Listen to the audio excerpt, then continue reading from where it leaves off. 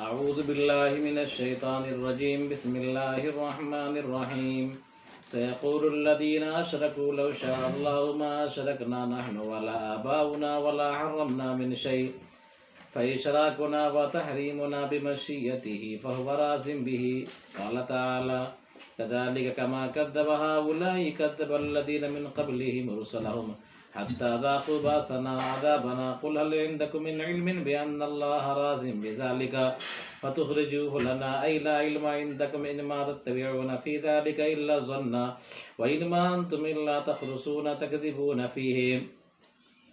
ان قریب مشرکین لوگ کہیں گے اگر اللہ تعالیٰ چاہتا تو نہ ہم شریک کرتے، نہ ہمارے آبا و اجداد، اور نہ ہم کسی چیز کو حرام قرار دیتے، چنانچہ ہمارا شرک کرنا اور ہمارا کسی چیز کو حرام قرار دینا اللہ کی مشیت کی وجہ سے ہے اور وہ اس سے راضی ہے۔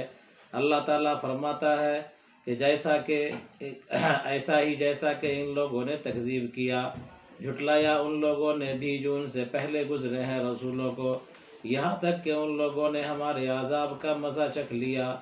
آپ کہیے کیا تمہارے پاس کوئی علم ہے اس بات کا کہ اللہ تعالیٰ اس سے راضی ہے؟ تو تم اس کو نکالو ہمارے لیے، یعنی تمہارے پاس کوئی علم نہیں ہے، تم تو اس سلسلے میں گمان ہی کی پیروی کرتے ہو اور تم لوگ اس سلسلے میں جھوٹے ہو۔ یعنی کفار اور مشرکین اپنے عمل کو اللہ کی مشیت قرار دیا کرتے تھے، ہے نا؟ کیا اپنے برے اعمال کو اللہ کی مشیت قرار دے دیا کرتے تھے کہ ہم شرک کرتے ہیں، کفر کرتے ہیں، یا ہم بعض جانوروں کو حرام قرار دیتے ہیں، حلال کو حرام قرار دیتے ہیں، یہ اللہ کی مشیت سے۔ اگر اللہ کی مشیت نہیں ہوتی تو اللہ ہم کو روک دیتا، ہے نا؟ اس کا مطلب ہے کہ اللہ کی مشیت ہے، اللہ اس سے راضی ہے، ٹھیک ہے؟ تو اپنے برے اعمال کو وہ اللہ کی مشیت قرار دے کر کے اور اپنا پلہ جھاڑتے تھے اور یہ کہتے تھے کہ ہمارا عمل گویا کہ خداوندی حکم ہے، اسی کے حکم سے ہم یہ کام کر رہے ہیں۔ آیا سمجھ میں؟ لہذا ہم لوگ بھی جانے انجانے میں اپنے برے عمل کو اللہ کی طرف نسبت کر دیتے ہیں، ٹھیک ہے؟ بس کوئی آدمی گیا سمجھانے کے لیے، بھائی نماز پڑھا کیجئے، روزہ رکھا کیجئے، تب کہنے لگا کہ اللہ کی مرضی ہوگی تب نا، اللہ کی مرضی ہوگی تب نا، یہ اللہ کی مرضی ہے تبھی ہے، پھر اللہ کی مرضی ہوگی نماز پڑھنے کی تو ہم پڑھیں گے۔ یعنی اپنے برے عمل کو ہم اللہ کی مرضی اور مشیت پر معلق نہیں کر سکتے، یہ کافرانہ عمل ہے۔ کیا ہے یہ؟ کافرانہ عمل ہے۔ صحیح طرز کیا ہے کہ انسان برائی کی نسبت اپنے طرف کرے۔ کیا کرے؟ جنات نے کیا کہا تھا؟ اشر ارید بمن فی الارض ام اراد بہم ربہم رشدا، کیا ان کے ساتھ، زمین والوں کے ساتھ برائی کا ارادہ کیا گیا ہے یا ان کے پروردگار نے بھلائی کا ارادہ کیا؟ تو بھلائی کے لیے فاعل کو ذکر کر دیا گیا، بھلائی کے لیے فاعل پروردگار کو ذکر کر دیا گیا، لیکن برائی کے لیے فعل مجہول استعمال کیا گیا، اشر ارید، فاعل موجود نہیں ہے۔ آیا سمجھ میں؟ تو اللہ تبارک و تعالیٰ کی طرف اپنے کسی بھی برے عمل کی نسبت نہیں کرنا چاہیے، اور انسان اپنے برے عمل کو اللہ کی مشیت قرار نہیں دے سکتا، ہے نا؟ تو فرمایا ان قریب کہیں گے مشرکین کہ اگر اللہ چاہتا تو نہ ہم شریک ٹھہراتے کسی کو، نہ ہمارے آبا و اجداد، اور ہم حرام قرار نہیں دیتے کسی چیز کو، چنانچہ ہمارا شریک قرار دینا اور ہمارا حرام قرار دینا اللہ کی مشیت پر ہے اور وہ اس سے راضی ہے۔ قال تعالیٰ کذالک ما کذب ہؤلاء، اللہ تعالیٰ فرماتا ہے جیسا کہ ان لوگوں نے تکذیب کیا، جھٹلایا ان لوگوں نے بھی جو ان سے پہلے تھے اپنے رسولوں کو، یعنی ان کفار مکہ سے پہلے جو لوگ گزرے ہیں، جو قومیں گزری ہیں، انہوں نے بھی اپنے پیغمبروں کو، اپنے رسولوں کو جھٹلایا تھا۔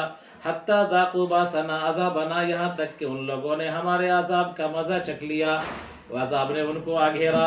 قل هل عندکم من علم بأن اللہ راض بذلک، اے نبی آپ کہہ دیجئے کیا تمہارے پاس کوئی علم ہے اس سلسلے میں کہ اللہ اس سے راضی ہے؟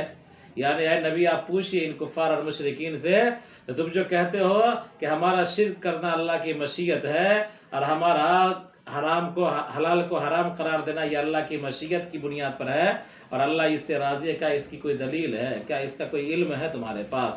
اگر ہے کوئی دلیل تو نکالو بتلاؤ. کیا تمہارے پاس اس کا علم ہے کہ اللہ اس سے راضی ہے؟ اگر علم ہے تو تم اس کو ہمارے لیے نکالو بتلاؤ. کہاں لکھا ہوا ہے؟ لا علم عندکم، تمہارے پاس کوئی علم نہیں اس سلسلے میں.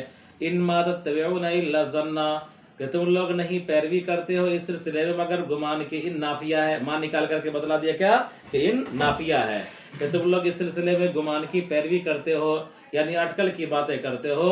وَإِنْ أَنْتُمْ إِلَّا تَخْرُصُونَ، اور تم لوگ اس سلسلے میں جھوٹ بول رہے ہو اور اپنے برے عمل کو اللہ کی مشیت قرار دے رہے ہو. یہ سراسر جھوٹ ہے اور یہ سراسر بہتان ہے.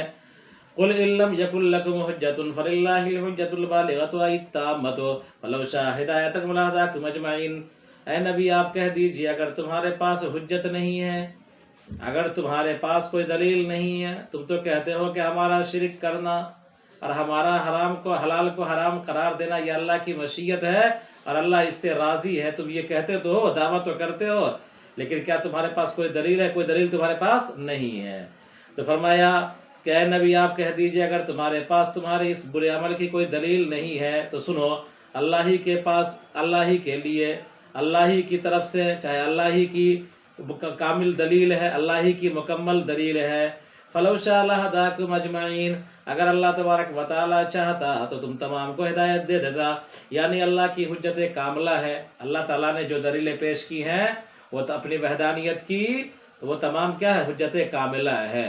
اور تمہارے پاس شرک کی یا حلال کو حرام قرار دینے کی کوئی دلیل موجود نہیں ہے، لہذا جو دلیل ہے حق ہے اس کو مان لو، اللہ کی وحدانیت کا اقرار کر لو.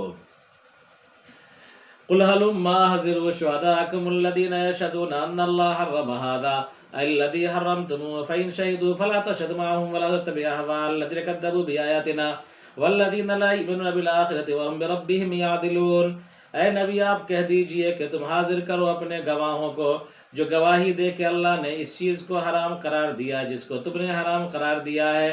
پس اگر وہ گواہی دے دے تو آپ ان کی گواہی کی تصدیق نہ کیجئے اور آپ ان کے خواہشات کی پیروی نہ کیجئے جنہوں نے ہماری آیات کو جھٹلا دیا.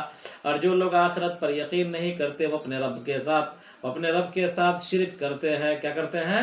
شرک کرتے ہیں. ٹھیک ہے، تو کیا فرمایا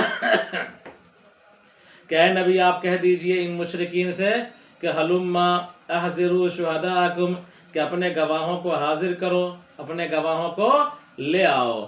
یعنی تم کوئی ایسے گواہ کو لے آؤ جو گواہی دے تمہارے شرک کہ تمہارا شرک کرنا یا تمہارا حلال کو حرام قرار دینا یہ اللہ کی مشیت ہے، اس کی کوئی دلیل ہے؟ تمہارے پاس کوئی گواہ ہے تو گواہ پیش کرو.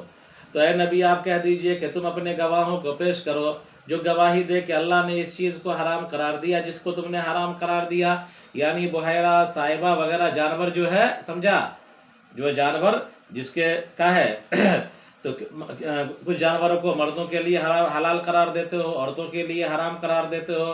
کسی جانور پر سواری کرنے کو حرام قرار دیتے ہو، کسی جانور کے دودھ استعمال کرنے کو حرام قرار دیتے ہو، کسی جانور کے گوشت کو ممنوع قرار دیتے ہو، کسی جانور کو تم خرچہ کرتے ہو بیت اللہ کے خادموں پر، ہے نا، اور دوسروں کے لیے حرام. یہ جو تم نے حرام قرار دینے کا، سمجھا، ٹھیکہ لے رکھا ہے، تو فرمایا کہ بتاؤ اس پر کوئی گواہ ہے کہ اللہ تبارک و تعالیٰ نے یہ ایسا حکم دیا ہے؟ تمہارے پاس کوئی گواہ ہے جو گواہی دے کہ اللہ نے اس چیز کو حرام قرار دیا ہے واقعی جو تم جس کو حرام قرار دیتے ہو، ہے نا.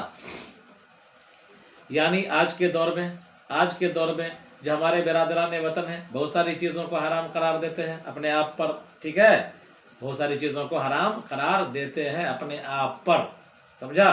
جیسے کہ مثال کے طور پر بقرہ ہے، سمجھا، کیا سورہ بقرہ والا بقرہ، تو یہ بقرہ ہے تو اس جانور کو اپنے آپ پر حرام قرار دیے ہوئے ہیں، اس جانور کے لیے مارنے کے لیے تیار رہتے ہیں، ہے نا.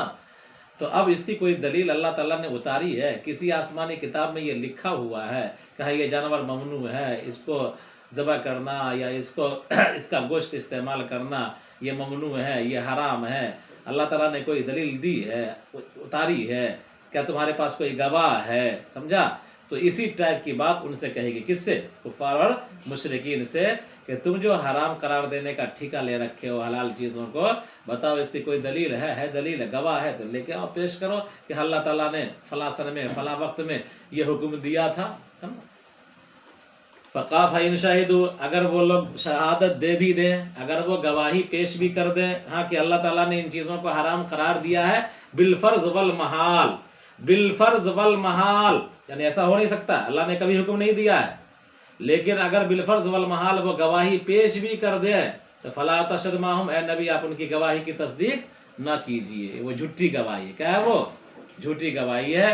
اللہ نے اس طرح کا حکم بحیرہ، صائبہ، حامہ، ہے نا، اس طرح کا حکم کبھی نہیں دیا ہے کہ فلاں جانور فلاں کے لیے حلال ہے، فلاں جانور فلاں کے لیے حرام ہے، فلاں جانور مرد کے لیے حلال ہے، فلاں جانور عورتوں کے لیے حرام ہے، یہ اللہ نے کبھی ایسا حکم نہیں دیا ہے، ٹھیک ہے۔ لہذا اگر یہ گواہ پیش بھی کر دیں تو بھی کیا ہوا، یہ رانگ نمبر ہوگا، غلط ہوگا، آپ اس کی تصدیق نہیں کر سکتے۔ وَلَا تَتَّبِعْ أَهْوَاءَ الَّذِينَ كَذَّبُوا بِآيَاتِنَا، اور آپ ان کے خواہشات کی پیروی نہ کیجیے جنہوں نے ہماری آیات کو جھٹلایا تھا۔ وَالَّذِينَ لَا يُؤْمِنُونَ بِالْآخِرَةِ وَهُمْ بِرَبِّهِمْ يَعْدِلُونَ، اور جو لوگ آخرت پر یقین نہیں کرتے وہ اپنے پروردگار کے ساتھ شرک کرتے ہیں، یعدلون اپنے پروردگار کے برابر قرار دیتے ہیں، یعنی شرک کرتے ہیں۔ تو کسی کو پروردگار کے ہم پلہ اور برابر قرار دیا جائے گا تو مطلب کیا ہے، شرک ہی ہے۔ قل تعالوا اتل ما اقرأ ما حرم ربكم عليكم مفصلة لا تشركوا به شيئا واحسنوا بالوالدين احسانا ولا تقتلوا اولادكم بالواد من اجر املاق فقر تخافونه نحن نرزقكم واياهم ولا تقربوا الفواحش الكبائر كالزنا ما يظهر منها وما بطن علانيتها وسرها ولا تقتلوا النفس التي حرم الله الا بالحق كالقود وحد الردة ورجم المحسنين ذلكم المذكور وصاكم به لعلكم تعقلون تتدبرون۔ اے نبی آپ کہہ دیجئے کہ تم آؤ، میں پڑھتا ہوں تمہارے پاس، میں پڑھتا ہوں ان چیزوں کو جو تمہارے پروردگار نے تم پر حرام قرار دیا ہے، اللہ تشرکوا بہ شیئا، اور وہ یہ ہے کہ تم اس کے ساتھ کسی چیز کو شریک نہ قرار دو، اور والدین کے ساتھ حسن سلوک کرو۔ اب یہاں پر دیکھو، اتلو جو ہے اقراؤ کے معنی میں ہے، اور علیکم کے بعد دیکھو مفسرتن، اللہ تشرکو ہے نا، تو اس کے بارے میں کہا کہ مفسرتن لا تشرک بھی، یعنی یہاں پر سے کے بعد نون محذوف ہے، عبارت ہو جائے گی ما حرم ربکم علیکم ان لا تشرکو، ان لا تشرکو، تو ان مفسرہ ہے، کیا ہے یہ، ان تفسیر کے لیے ہے، تو نون یہاں پر سے حذف ہے، کیا ہے یہ، حذف ہے، عبارت ہونی چاہیے ما حرم ربکم علیکم ان لا، کیا ہونا چاہیے، ان لا، نون کو ہٹا دیا ہے اور الف کو لام سے ملا دیا ہے، اور نون کے بارے میں بتلا دیا کہ مفسرتن کیا ہے، یہ نون ان مفسرہ ہے، کیا ہے یہ، ان مفسرہ ہے، کس کی تفسیر کر رہا ہے، کہ ماں کی تفسیر کر رہا ہے، کیا کر رہا ہے، ماں کی تفسیر کر رہا ہے کہ جس چیز کو اللہ تعالیٰ نے حرام قرار دیا وہ چیز کیا ہے، تو وہ آگے گنایا جا رہا ہے، ان سے گنایا جا رہا ہے نا، جس چیز کو اللہ نے حرام قرار دیا یہ مجمل ہے نا، اس کی تفسیر کون کر رہا ہے، ان لا تشرکو، تو ان جو ہے یہ ان برائے تفسیر ہو جائے، کیا ہو جائے گا، یہ برائے تفسیر، کس کی تفسیر، ماں کی تفسیر، کس کی، ماں کی تفسیر۔ تو آپ اے نبی آپ کہیے کہ تم آؤ، میں تمہارے سامنے میں ان چیزوں کی تلاوت کرتا ہوں جو تمہارے پروردگار نے تم پر حرام قرار دیا ہے، مفسرتن، اور ان مفسرہ ہے، اور وہ یہ ہے کہ تم اس کے ساتھ کسی چیز کو شریک نہ قرار دو، وبالوالدین احسانا، اور والدین کے ساتھ حسن سلوک کرو، بالوالدین سے پہلے احسنوا فی المحذوف ہے، کیا ہے، احسنوا فی المحذوف ہے، اور بالوالدین جار مجرور سے مل کر احسنوا سے تعلق ہے، ٹھیک ہے۔ وَلَا تَقْتُلُوا أَوْلَادَكُمْ بِالْوَادِ مِنْ أَجْرٍ إِمْلَاقٍ، اور تم قتل مت کرو اپنی اولادوں کو زندہ درگور کر کے فقر کی وجہ سے، تخافونہ جس سے تم ڈرتے ہو، یعنی فقر و فاقہ کے خوف سے اپنی اولادوں کو زندہ درگور مت کیا کرو، یعنی پیدا ہونے کے بعد بھی مت مارا کرو، یا اپنی اولاد کو ماں کے پیٹ میں بھی قتل مت کیا کرو، ہے نا، تو ماں کے پیٹ میں مارنا، جنین ہو جانے کے بعد، خلقت متام ہونے کے بعد مارنا، اور یا پیدا ہونے کے بعد اس کو زہر کا انجیکشن دے کر کے مارنا، یہ سب کیا ہے، انتہائی سنگین جرم ہے، کیا ہے یہ، سنگین جرم ہے، انسانیت کے خلاف جرم ہے یہ۔ اور تم اپنی اولادوں کو قتل مت کرو زندہ درگور کر کے، فقر کے اندیشے سے جس سے تم ڈرتے ہو، ہم تم کو بھی روزی دیتے ہیں اور ان کو بھی، نحن نرزقکم وإیاہم، ہم تم کو روزی دیتے ہیں اور ان کو بھی. ولا تقربوا الفواحش، یعنی بچہ جو آتا ہے پیدا ہوتا ہے اس کے روزی کا انتظام اللہ تعالیٰ اس سے پہلے کر دیتا ہے نا، رزق کا انتظام کر دیتا ہے. ٹھیک ہے، تو بچہ جو ماں کے پیٹ میں ہوتا ہے وہاں اللہ میاں حیض کے خون کو غذا کی شکل میں فراہم کرتا ہے. جب بچہ پیدا ہوتا ہے تو بغیر مانگے ہوئے ماں کے چھاتی سے دودھ کا انتظام کرتا ہے. جب بچہ بالکل ایک روز کا 2 روز کا 3 روز کا ماں کا دودھ پتلا رہتا ہے، لیکن جیسے جب بچے کی عمر بڑھتی ہے ویسے ماں کا دودھ گاڑھا ہونا شروع ہو جاتا ہے. سمجھا؟ سال 1.5 سال کے بعد وہ بچہ کیا ہے، کھانا کھانے کے لائق ہو جاتا ہے. ٹھیک ہے، تو جس اللہ تبارک و تعالیٰ نے بچے کی پیدائش سے پہلے اور بچے کی پیدائش کے بعد جبکہ اس کی کوئی حیثیت نہیں تھی رزق کا انتظام کیا، تو بھلا بڑا ہونے کے بعد اس کو چھوڑ دے گا، ہے نا. ہم تم کو بھی روزی دیں گے اور ان کو بھی. اور تم بے حیائی کا ارتکاب مت کرو، یعنی کبیرہ گناہوں کا، جیسے کہ زنا، ما ظہر منہا، اعلانیہ زنا ہو، اما بطنا، یا پوشیدہ زنا ہو، ای علانیتہا وسرہا، کھلم کھلا زناکاری ہو یا پوشیدہ زناکاری تم مت کرو، یہ انتہائی کبیرہ گناہ ہے. ولا تقتلوا النفس التي حرم اللہ، اور کسی جان کو قتل مت کرو جس کو اللہ نے حرام قرار دیا ہے، یعنی ناحق کسی کو مارنا حرام ہے نا، لہذا کسی کی جان مت مارو. الا بالحق، مگر حق کے ساتھ، یعنی حق کی بنیاد پر تم کسی کا جان لے سکتے ہو، کسی کی جان مار سکتے ہو. کل قودے، جیسے کہ قصاص میں ہے نا، کہ ایک آدمی نے کسی کا مرڈر کر دیا اور عدالت نے قصاص لیا، تو اب قصاص میں جو اس کا خون بہایا جا رہا ہے، جج جو اس کو مروا رہا ہے، تو یہ کیا ہے، یہ حق ہے. کیا ہے؟ یہ برحق قتل ہے. کیا ہے؟ یہ برحق قتل ہے.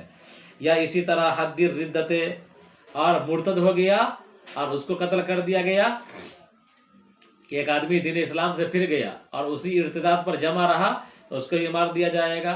تو اس مرتد کی سزا بھی موت ہے. تو یہاں پر یہ قتل حق ہے، قتل ناحق نہیں ہے. اسی طرح رجم المحسن، شادی شدہ مرد و عورت ہے، زنا ہوا، سنسار کر دیا گیا، یہ بھی کیا ہے، حق ہے. سمجھا؟ تو حدود اللہ کی بنیاد پر مارا جائے، حدود میں مارا جائے، قصاص میں مارا جائے، کسے مارا جائے، حد میں مارا جائے یا قصاص میں مارا جائے، یہ یا جنگ میں مارا جائے، یہ جنگ میں مارا جائے، یہ حق ہے. کیا ہے؟ قتل حق. اور اس کے علاوہ کسی بھی معصوم کو قتل کرنا، چاہے وہ کسی بھی مذہب سے تعلق رکھتا ہو، یہ قتل ناحق ہے. کیا ہے؟ یہ قتل ناحق. سمجھا؟ تو جہاد کے اندر اگر آپ کسی کو قتل کرتے ہیں تو وہ قتل حق ہے. قصاص میں اگر کوئی مارا جاتا ہے تو قتل حق ہے. حد کے اندر کوئی مارا جاتا ہے تو قتل حق ہے. سمجھا؟ اور تو یہ قتل ہے. لیکن اس کے علاوہ، سمجھا، اس کے علاوہ عام حالتوں میں، نارمل حالتوں میں اگر کوئی کسی کو مارتا ہے، چاہے وہ کسی اپنے مذہب سے تعلق رکھنے والا ہو یا کسی اور مذہب سے، تو یہ قتل ناحق ہے نا. تو ناحق قتل کو اللہ تعالیٰ نے حرام قرار دیا ہے. فَذَلِكُمُ الْمَذْكُورُ وَصَّاكُمْ بِهِ لَعَلَّكُمْ تَعْقِلُونَ، یہ مذکورہ چیزیں جس کی اللہ تعالیٰ نے تم کو وصیت کی ہے، یہ مذکورہ چیزیں ہیں، اللہ تعالیٰ نے تم کو اس کی وصیت کی ہے تاکہ تم عقل رکھو، یعنی تاکہ تم غور و فکر کرو. وَلَا تَقْرَبُوا مَالَ الْيَتِيمِ إِلَّا بِالَّتِي أَيْ بِالْخَصْلَةِ الَّتِي هِيَ أَحْسَنُ وَهِيَ مَا فِيهِ صَلَاحُهُ حَتَّى يَبْلُغَ أَشُدَّهُ بِأَن يَحْتَلِمَ وَأَوْفُوا الْكَيْلَ وَالْمِيزَانَ بِالْقِسْطِ بِالْعَدْلِ وَتَرْكِ البخس وَلَا نُكَلِّفُ نَفْسًا إِلَّا وُسْعَهَا طاقتها فِي ذَلِكَ فَإِنْ أَخْطَأَ فِي الْكَيْلِ وَالْوَزْنِ وَاللَّهُ يَعْلَمُ صِحَةَ نِيَّتِهِ فَلَا مُؤَاخَذَةَ عَلَيْهِ كَمَا وَرَدَ فِي حَدِيثٍ وَإِذَا قُلْتُمْ فِي حَكْمٍ أَوْ غَيْرِهِ فَاعْدِلُوا بِالصِّدْقِ وَلَوْ كَانَ الْمَقُولُ لَهُ أَوْ عَلَيْهِ ذَا قُرْبَىٰ قَرَابَةٍ وَبِعَهْدِ اللَّهِ أَوْفُوا ذَٰلِكُمْ وَصَّاكُمْ بِهِ لَعَلَّكُمْ تَذَكَّرُونَ بِالتَّشْدِيدِ تَتَّعِظُونَ وَالسُّكُونِ. اور تم یتیم کے مال کے قریب مت ہو مگر اس طریقے سے جو کہ بہتر ہو، وہی ما فیہ صلاح ہو، اور وہ طریقہ بہتر طریقہ وہ ہے جس میں اس کی بھلائی مقصود ہو، یہاں تک کہ وہ اپنی بھرپور جوانی کو پہنچ جائے، بہیں طور کہ اس کو وہ بالغ ہو جائے، احتلام ہونے لگے، اور کیل اور ناپ تول کو پورا کرو، برابری کے ساتھ تولو، اور وترک بخس، اور کیا ہے کمی ڈنٹی مارنے کو ترک کر دو، اور کسی نفس کو مکلف نہیں بنایا جاتا مگر اس کی طاقت کے مطابق اس میں. پس اگر غلطی کیا کیل میں اور وزن میں، اور اللہ تعالیٰ جانتا ہے اس کے نیت کی صحت کو، تو اس پر کوئی مواخذہ نہیں، جیسا کہ حدیث کے اندر ہے. اور جب تم کسی فیصلے اور جب تم کسی معاملے کے بارے میں بولو، جب تم کسی قضیے کے بارے میں، کسی فیصلے کے بارے میں بات کرو تو فاعدلوا بالصدق، تو انصاف کے ساتھ بولو، اگرچہ یہ بولی تمہاری اس کی حمایت میں ہو یا اس کے خلاف ہو. اگرچہ لو کان المقر رہو، اگرچہ اس کی حمایت کی بولی ہو یا اس کے خلاف کی بولی ہو، اور وہ رشتہ دار ہو، انتہائی قریبی رشتہ دار ہو. وبعہد اللہ اوفو، اور اللہ کے عہد کو پورا کرو. اور یہ وہ چیز ہے جس کی تم کو وصیت کیا تاکہ تم نصیحت حاصل کرو. تو کتنی باتیں آئیں. یتیم کے مال کو برے ارادے سے نہیں چھونا ہے، یتیم کا مال اڑانے کے لیے یا اپنے مال سے مال میں، اور اس کے مال کو اپنے مال سے ملا کر ہڑپنے کے لیے، یعنی یتیم کے مال کو بری نیت سے غصب کرنے کی نیت سے، یا اس کے مال کو ضائع کرنے کی نیت سے، یا اس کے مال کو ہتھیانے کی نیت سے تم کا ہے یتیم کے مال کے قریب مت جاؤ. سمجھا؟ یعنی یتیم کے مال سے چھیڑ چھاڑ نہیں کرو. قریب نہ جانے کا مطلب چھیڑ چھاڑ کرنا ہے نا. لیکن اگر تمہارا مقصود یتیم کے مال کی اصلاح ہے کہ اگر مال ایسے ہی پڑا رہ جائے گا تو برباد ہو جائے گا، اس مال کو کاروبار میں لگا دیتے ہیں تاکہ یتیم کو آمدنی ہو جائے، ہے نا، یتیم کا مال بڑھ جائے. ٹھیک ہے. اب غلہ ہے یتیم کا، پڑا رہ جائے گا تو گھن لگ جائے گا، خراب ہو جائے گا، بھجوا دیا جاتا ہے اور یتیم کے اکاؤنٹ میں پیسہ ڈال دیا جاتا ہے تاکہ یتیم جب بڑا ہو جائے گا تو اپنا پیسہ استعمال کرے گا. اور کھیتی سے غلہ آیا ہے اور یوں ہی چھوڑ دیا جائے گا تو پورا غلہ برباد ہو جائے گا. آج 10 روپے کلو گیہوں بک رہا ہے اور چھوڑ دیا جائے گا، سال 2 سال کے بعد گھن لگ جائے گا، 2 روپے کلو کوئی گیہوں نہیں لے گا. تو یتیم کے مال کی اصلاح کے لیے، یتیم کے مال کے اصلاح کے لیے، مال کو محفوظ کرنے کے لیے، یتیم کے ساتھ بھلائی کرنے کے ارادے سے یتیم کے مال سے چھیڑ چھاڑ کر سکتے ہو. لیکن یتیم کو نقصان پہنچانے کے لیے، یتیم کا مال ہتھیانے کے لیے، یتیم کے مال پر قبضہ کرنے کے لیے، یتیم کے مال سے پھیما اڑانے کے لیے یتیم کے مال سے چھیڑ چھاڑ نہیں کر سکتے ہو. آیا سمجھ میں؟ تو تم یتیم کے مال کے قریب مت ہو مگر اس طریقے سے جو کہ بہتر ہو، اس کے اندر اس کے بھلائی مقصود ہو، یہاں تک کہ وہ اپنی بھرپور جوانی کو پہنچ جائے، یعنی بالغ ہو جائے. اور تم کاہے انصاف کے ساتھ وزن اور تول کرو، اور ڈنٹی مت مارو، ہے نا. وترکن نفس بخس، اور ڈنٹی مت مارو. اور ہم مکلف نہیں بناتے کسی کو مگر اس کے وسعت کے مطابق، طاقت کے مطابق. اگر کیل یا وزن میں غلطی ہو جائے، یعنی اگر کوئی کسی آدمی سے ناپنے اور تول میں بغیر ارادے کے غلطی ہو جائے، ناپ تول کرتے رہتے ہیں آدمی، بسا اوقات بھول سے کوئی غلطی ہو گئی، کسی کا مال کم چلا گیا، سمجھا، گننے میں غلطی ہو گئی، وزن کرنے میں غلطی ہو گئی، چوک ہو گئی، تو واللہ یعلم صحت نیتہ، اگر تمہاری نیت صحیح ہے، سمجھا، اور تم نے جان بوجھ کر ڈنٹی نہیں مارا ہے، مال گھر سے کم چلا گیا ہے، اللہ بہتر جانتا ہے. ٹھیک ہے. اگر تمہاری نیت صحیح ہوگی تو اس پر کوئی مواخذہ نہیں ہوگا. لیکن اگر تمہاری نیت غلط ہے اور تم نے ڈنٹی مار دیا تو اللہ تعالیٰ تمہارا مواخذہ کرے گا. ٹھیک. تو انسان سے بھول چک کیا ہے؟ معاف ہے. انسان کو اس کی وسعت کے مطابق مکلف بنایا جاتا ہے. بھول چک انسان کے دائرہ اختیار سے کیا ہے؟ باہر کی چیز ہے. لہذا ناپ تول میں کمی بیشی اگر ہو جائے، آپ نے کیا نہیں ہے، آپ کو پتہ نہیں چلا، سمجھا، اس کا اظہار کیسے ہوگا؟ اس کا اظہار کیسے ہوگا؟ کیسے پتہ چلے گا کہ آپ نے کیا ہے یا نہیں کیا ہے؟ تو اس کا اظہار یہ ہوگا کہ ایک آدمی کو آپ نے مال تول کے دیا، سمجھا، 10 کلو گیہوں، وہ گیا اپنے گھر تولا، گھر تولنے کے بعد 1 کلو گیہوں کم نکلا، وہ آیا، دورا ہوا آیا، آنے کے بعد کہا کہ حضور آپ دیا تھا 10 کلو گیہوں، 9 کلو نکلا ہے نا. تو اگر آپ اس کا 1 کلو ریٹرن کر دیتے ہیں تو یہ سمجھا جائے گا کہ آپ نے بھول کیا ہے نا. کیا ہے؟ ریٹرن کر دیتے ہیں آپ 1 کلو اس کا گیہوں، تو یہ آپ کا بھول تھا، تب نا آپ کو اعتراف ہوا کہ ہو سکتا ہے ہم سے غلطی ہو گئی ہو. لیکن اگر آپ اس سے اور گئے کہ نہیں ہم نہیں دیں گے، کیوں؟ سمجھا، ہمارے یہاں کوئی غلطی کا امکان نہیں ہے، ہم غلطی نہیں ہو سکتی ہے، تو یہ غلط ہے. آپ کا اصرار کیا ہے؟ غلط ہے. اس کا مطلب ہے کہ آپ کی نیت کے اندر فتور ہے. کیا ہے؟ نیت کے اندر فتور ہے. آیا سمجھ مولانا صاحب؟ واللہ یعلم صحت نیتہ، اور اللہ تبارک و تعالیٰ اس کے نیت کے صحیح ہونے کو جانتا ہے کہ یہ غلطی جان بوجھ، یہ ڈنٹی جو ماری گئی ہے یا مال میں کمی ہوئی جو ہوئی ہے جان بوجھ کر ہوئی ہے یا بھولے سے ہوئی ہے، لہذا اس پر کوئی مواخذہ نہیں اگر بھول سے ہوئی ہو تو، جیسا کہ حدیث کے اندر وارد ہے. اور جب تم کسی بات میں، جب تم کہو فی حکم او غیرہ، کسی حکم کے بارے میں یا دیگر چیزوں کے بارے میں کوئی بات بولو تو تم فاضلو بالصدق، تم انصاف کے ساتھ بولو. یعنی تم کو کسی مقدمے پر پنچایتی میں لے جایا جائے، سمجھا، تو تم انصاف کے ساتھ بات کرو وہاں پر. اگرچہ ولو کان المقول له او علیہ ذا قربا، اگرچہ جس کی حمایت کے لیے بولا گیا یا جس کے خلاف بولا گیا وہ تمہارا رشتہ دار ہی کیوں نہ ہو، ہے نا. یعنی جب پر پنچایتی ہوگی تو ممکن ہے کہ تم کو رشتہ دار کی حمایت میں بولنا پڑے یا رشتہ دار کے خلاف بھی بولنا پڑے، لیکن تمہاری بات بولنا نہیں، تمہاری بات پر پنچایتی میں تمہارے رشتہ دار کے خلاف چلی جائے یا رشتہ دار کی حمایت میں چلی جائے، تم کو حق بات کہنا ہے، سچی بات کہنا ہے، تم کو چکنا نہیں ہے. لیکن یہی باب ہے جس میں اکثر لوگ کیا ہوتے ہیں، پھسل جاتے ہیں. کیا ہے؟ یہی وہ باب ہے جس میں اکثر لوگ کیا ہوتے ہیں. آج کل پنچایتوں سے انصاف نہیں ہوتا ہے. اس کی دو وجہیں ہیں، سمجھا. ایک وجہ یہ ہے کہ ہر آدمی منہ کھولنا نہیں چاہتا ہے، بچ بچ کی زندگی گزارنا چاہتا ہے، سمجھا. کیا وہ ناراض ہو جائے گا، وہ ناراض ہے اس کا ہے. اور دوسری بات کہ ووٹ کی راجنیتی، ووٹ کی سیاست، کہ اگر ہم حق بول دیں گے تو کا ہم کو ووٹ نہیں دے گا آئندہ. تو ووٹ کی راجنیتی نے اور کیا ہے یہ سب کو خوش کرنے کی نیتی نے، ووٹ کی راجنیتی اور سب کو خوش کرنے کی نیتی نے کیا کر دیا، ہمارا بیڑا غرق کر دیا ہے کہ پنچایت اور سماج میں انصاف نہیں ملتا. ورنہ سماج جو انصاف دے گا وہ عدالت انصاف نہیں دے سکتی، اس لیے کہ سماج کے سامنے میں سارا معاملہ ہوتا ہے.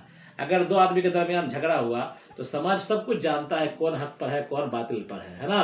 زمین کا وواد ہے، سماج سب جانتا ہے کون حق پر ہے کون باطل پر ہے، لیکن چونکہ اس کو سب کو خوش کر کے رکھنا ہے، نتیجے میں وہ حق کے مطابق فیصلہ نہیں کر پاتا ہے. تو اللہ تعالیٰ کا حکم ہے کہ نہیں، اگرچہ تمہاری بولی تمہارے رشتہ دار کے خلاف چلی جائے، تمہاری بولی تمہارے رشتہ دار کی حمایت میں پڑ جائے، لیکن تم حق بات بولو پر پنچایتی میں سماج میں بیٹھ کر کے، سمجھا. تو سماجی زندگی کتنی اہمیت ہے، کیا ہے، سماج میں زندگی گزارنے کی کتنی اہمیت ہے. کہیں اب تک اتنا پڑھے ہو، کہیں ہے کہ جنگل میں جا کے اللہ اللہ کرو، سمجھا. جنگل میں جا کر کے یا کسی کور کے اندر جا کر کے لیٹے رہو، کسی پیڑ کے نیچے جا کے زندگی گزار لیتے رہو، یا الٹا لٹک جاؤ اللہ اللہ کرتے رہو، کہیں ہے، سمجھا، کہیں نہیں. بلکہ مذمت ہے، لا رہبانیت ابتدعوها ما کتبنا علیہم، کہ یہودیوں نے ایسی رہبانیت اختیار کی جو اللہ نے ان پر مقرر نہیں کیا تھا، فرض نہیں کیا تھا، ہے نا. تو ہمارا دین سماجی، معاشرتی، سیاسی ہر اعتبار سے ہے، سمجھا. لہذا ہمارا دین یہ نہیں کہتا کہ خانقاہ میں بیٹھ کے اللہ اللہ کرتے رہو یا تہخانے میں بیٹھ کر منہ رگڑ ماتھا رگڑتے رہو یا کسی پیڑ پر لٹکے رہو الٹا اور اپنے آپ کو سزا دیتے رہو، سمجھا. یہ ہمارا دین نہیں کہتا ہے، سمجھا. بلکہ ہمارا دین سیاسی بھی ہے، ہمارا دین سماجی بھی ہے، معاشرتی بھی ہے، سب کو ساتھ لے کر چلتا ہے، سمجھا. اور اللہ کے عہد کو پورا کرو، اللہ سے جو عہد کیے ہو تم، کیا ہے، لا الہ الا اللہ محمد الرسول اللہ پڑھ کر یہ عہد کو تم پورا کرو. ذالکم وصاکم بہ لعلکم تذکرون، یہ وہ چیز ہے جس کی وہ تم کو وصیت کرتا ہے تاکہ تم نصیحت حاصل کرو. بالتشدید تتعظون والسکون، اور تذکرون کاف کے تشدید کے ساتھ، تتعظون کے معنی میں ہے، اور کاف کے سکون کے ساتھ لعلکم تذکرون، لعلکم تذکرون، ہے نا. وَأَنَّا بِالْفَتْحِ عَلَى تَقْدِيرِ اللَّامِ وَالْكَسْرِ اسْتِئْنَافًا هَذَا الَّذِي وَصَّيْتُكُم بِهِ هَذَا صِرَاطِي مُسْتَقِيمًا حَالٌ فَاتَّبِعُوهُ وَلَا تَتَّبِعُوا السُّبُلَ الطُّرُقَ الْمُخَالِفَةَ لَهُ فَتَفَرَّقَ بِهِ فِيهِ حَذْفُ إِحْدَى التَّائِينِ تَمِيلُ بِكُمْ عَنْ سَبِيلِ دِينِهِ ذَلِكُمْ وَصَّاكُم بِهِ لَعَلَّكُمْ تَتَّقُونَ. اور انا فتح کے ساتھ تقدیر لام، لام کی تقدیر کی صورت میں ہے، اور کسرے کے ساتھ استیناف ہے، جملہ مستانفہ ہو جائے گا. یعنی اگر پڑھیں گے وَإِنَّ هَذَا صِرَاطِي تو یہ جملہ پیچھے سے کوئی تعلق نہیں رکھے گا، جملہ مستانفہ ہو جائے گا. اور اگر پڑھیں گے وَأَنَّا تو اصل عبارت ہو جائے گی وَلَأَنَّا، کیا عبارت ہو جائے گی، وَلَأَنَّا، ہے نا. کیا ہو جائے گی عبارت، وَلَأَنَّا، تقدیر لام، لام پوشیدہ ہوگا، انا سے پہلے کیا ہوگا، لام پوشیدہ. تو اور انا فتح کے ساتھ، اور انا جب فتح کے ساتھ پڑھیں گے تو لام کی تقدیر کے ساتھ ہوگا. کس کے ساتھ ہوگا، لام تقدیر کے ساتھ ہوگا. اور یہ علت بن جائے گا قول کی. کس کی علت بن جائے گا، یہ علت بن جائے گا فَاتَّبِعُوهُ کی. کس کی، فَاتَّبِعُوهُ کی، ہے نا. وَلِأَنَّ هَذَا، اور اس لیے کہ یہ وہ چیز ہے جس کی تم کو وصیت کی، یہ، اور اس لیے کہ یعنی وہ چیز جس کی تم کو وصیت کی، یہ میرا سیدھا راستہ ہے، یہ میرا راستہ ہے اس حال میں کہ یہ سیدھا ہے، ٹھیک ہے؟ تو انا اگر انا کے ساتھ پڑھیں گے کسرے کے ساتھ تو مانا ہوگا اور بے شک یہ میرا سیدھا راستہ ہے، اور اگر انا پڑھیں گے تو مطلب یہ ہوگا اور اس لیے کہ، اور اس لیے کہ ہادا یہ میرا راستہ ہے جو کہ سیدھا ہے، لہذا تم اس کی اتباع کرو، ہے نا؟ تو انا فتح کے ساتھ لام کی تقدیر کے صورت میں وَلِأَنَّ، اور کسرے کے ساتھ جملہ مستانف ہو جائے گا وَإِنَّ، مطلب کیا ہے؟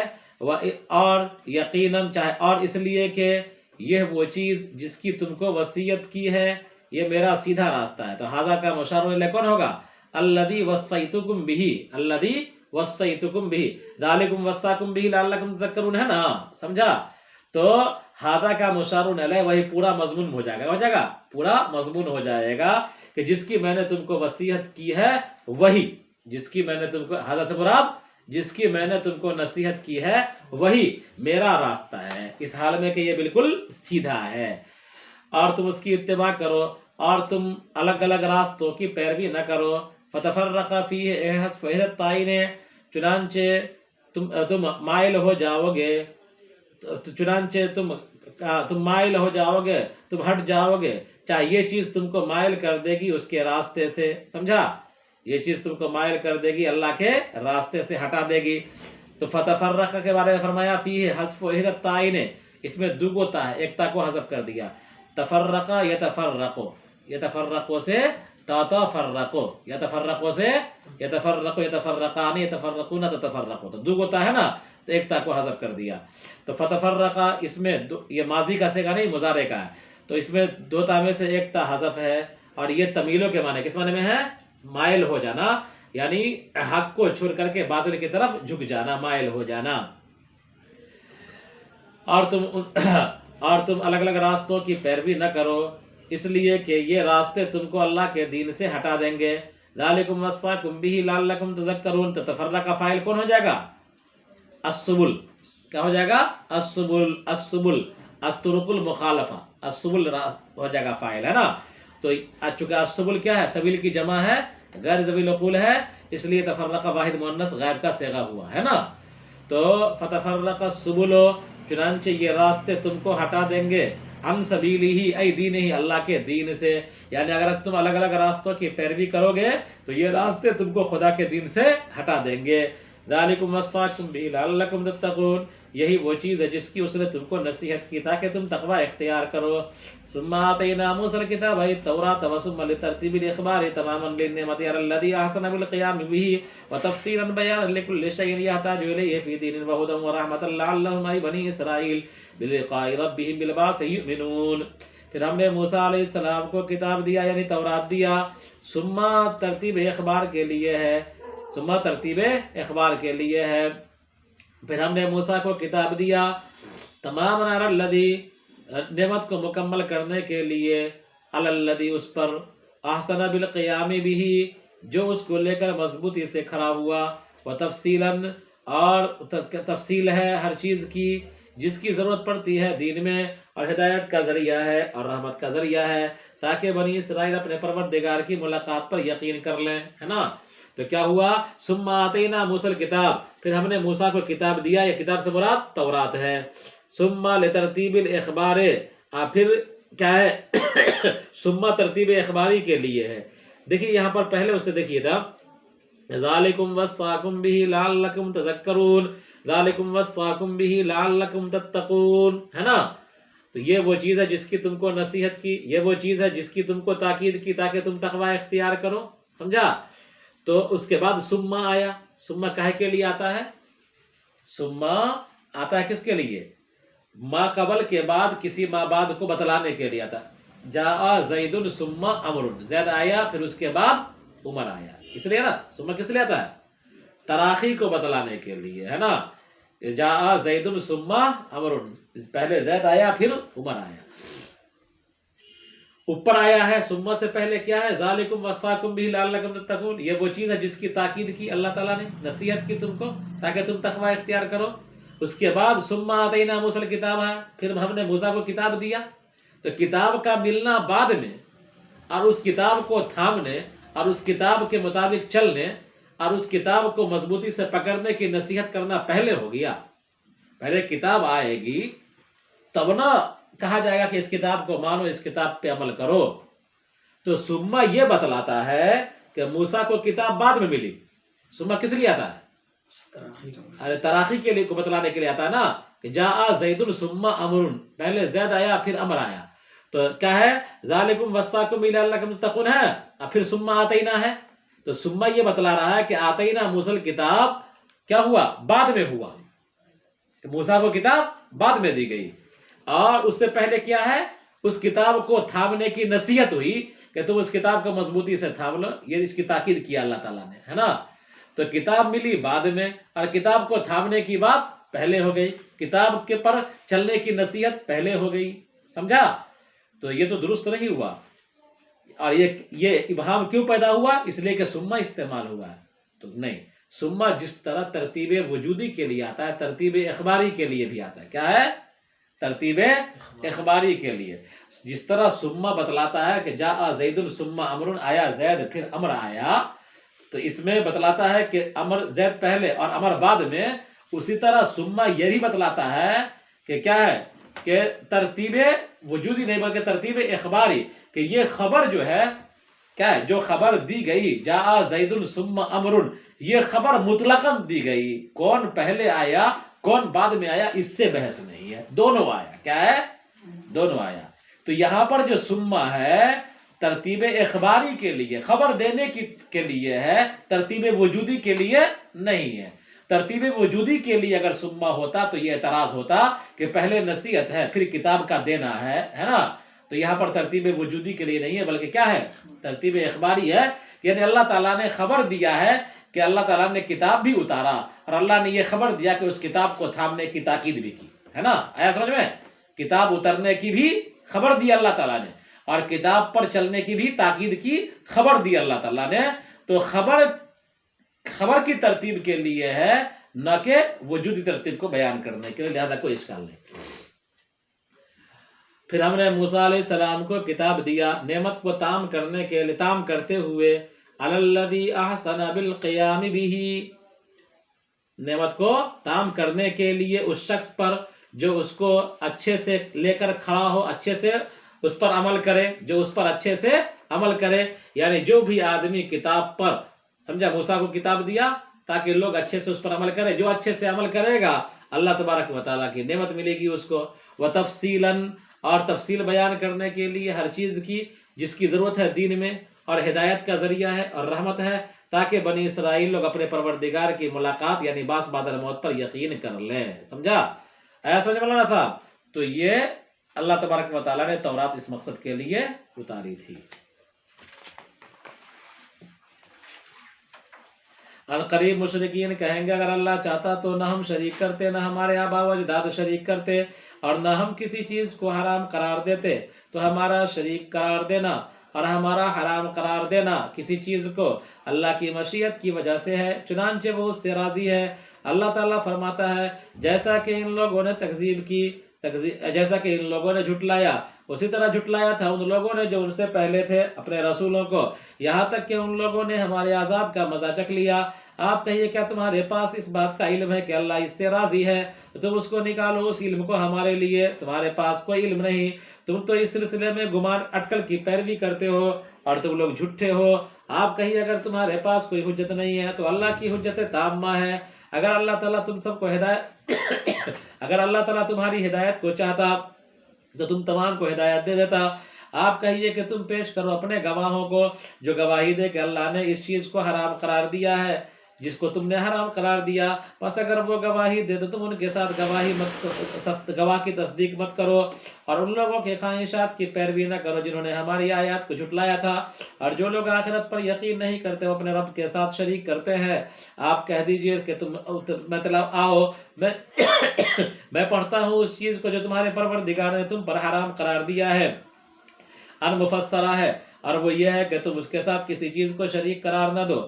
والدین کے ساتھ حسن سلوک کرو اور اپنی اولاد کو زندہ درگور کر کے قتل مت کرو فقر کے اندیشے سے جس سے تم ڈرتے ہو. اور ہم تم کو روزی دیتے ہیں اور ان کو بھی، اور تم بے حیائی کا ارتکاب مت کرو، یعنی کبیرہ گناہوں کا، جیسے کہ زنا ہے، جو اعلانیہ ہو یا پوشیدہ ہو، یعنی کھلم کھلا یا پوشیدہ زنا کا ارتکاب مت کرو، اور اس نفس کو قتل مت کرو جس کو اللہ تعالیٰ نے حرام قرار دیا ہے مگر حق کے ساتھ، جیسے کہ قصاص میں، یا اور کیا ہے، ردت کی حد میں، مرتد ہونے کے حد میں، اور محسن یعنی شادی شدہ مرد عورت کے سنگساری میں، یہ قتل حق ہے نا۔ اور یہ مذکورہ چیزیں وہ ہیں جس کی اللہ تعالیٰ تم کو تاکید کرتا ہے تاکہ تم سمجھو، غور و فکر کرو، اور تم یتیم کے مال کے قریب مت ہو جاؤ مگر اس طریقے سے جو کہ بہتر ہے، یعنی اس کے اندر یتیم کی بھلائی مقصود ہو، یہاں تک کہ وہ اپنی بھرپور جوانی کو پہنچ جائے، بہی طور کے اس کو بالغ ہو جائے، اور تم ناپ تول پورا کرو، اور تم انصاف کے ساتھ ناپ تول کرو، یعنی اور کمی بیشی کو اور ڈنٹی مارنے کو ترک کر دو، اور ہم کسی نفس کو مکلف نہیں بناتے مگر اس کے طاقت کے مطابق، پس اگر اس نے غلطی کی کیل کرنے میں اور وزن کرنے میں، اللہ تعالیٰ اس کے نیت کے صحیح ہونے کو جانتا ہے تو اس پر کوئی مواخذہ نہیں، جیسا کہ حدیث کے اندر وارد ہے۔ اور جب تم کہو گے، اور جب تم بولو کسی فیصلے وغیرہ میں، تم انصاف کے ساتھ بولو، انصاف کی بولی بولو، اگرچہ تمہاری بولی اس کی حمایت میں، اگر تمہاری بولی جس کی حمایت میں یا جس کے خلاف ہو، اگرچہ وہ تمہارا رشتہ دار ہی کیوں نہ ہو، اور اللہ کے حد کو پورا کرو، اور یہ وہ چیز ہے جس کی اس نے تم کو تاکید کی تاکہ تم نصیحت حاصل کرو، تشدید کے ساتھ، تتعیزون کے معنی میں، اور سکون کے ساتھ، اور ان فتحہ کے ساتھ، لام کی تقدیر کے ساتھ ہے، اور کسرے کے ساتھ جملہ مستانفہ ہو جائے گا، اور یقیناً یہ ہے وہ چیز، یقیناً یہ یعنی وہ چیز جس کی اس نے تم کو نصیحت کی، یہ میرا سیدھا راستہ، یہ میرا راستہ ہے، اس حال میں کہ سیدھا ہے، لہذا تم اس کی اتباع کرو، اور الگ الگ راستوں کی پیروی نہ کرو، ورنہ یہ راستے تفرقہ کے اندر دوتا میں سے ایک تا حذف ہے، یہ راستے تم کو ہٹا دیں گے اللہ کے دین سے، اور یہ وہ چیز ہے جس کی اس نے تم کو نصیحت کی تاکہ تم تقوی اختیار کرو۔ پھر ہم نے موسیٰ کو کتاب دیا، تورات دیا، یہاں پر ثم ترتیب اخباری کے لیے، ترتیب وجودی کے لیے نہیں ہے، اس نعمت کو تام کرنے کے لیے، اس پر جو تورات کو مضبوطی سے لے کر کھڑا ہو، مضبوطی سے تورات پر اچھے سے عمل کرے گا، اور یہ بیان کرنے کے لیے ہر چیز کو، یہ جس کی دین میں ضرورت پڑتی ہے، اور ہدایت کا ذریعہ ہے اور رحمت کا ذریعہ ہے، تاکہ بنی اسرائیل اپنے پروردگار کی ملاقات یعنی بعث بعد الموت پر یقین کریں۔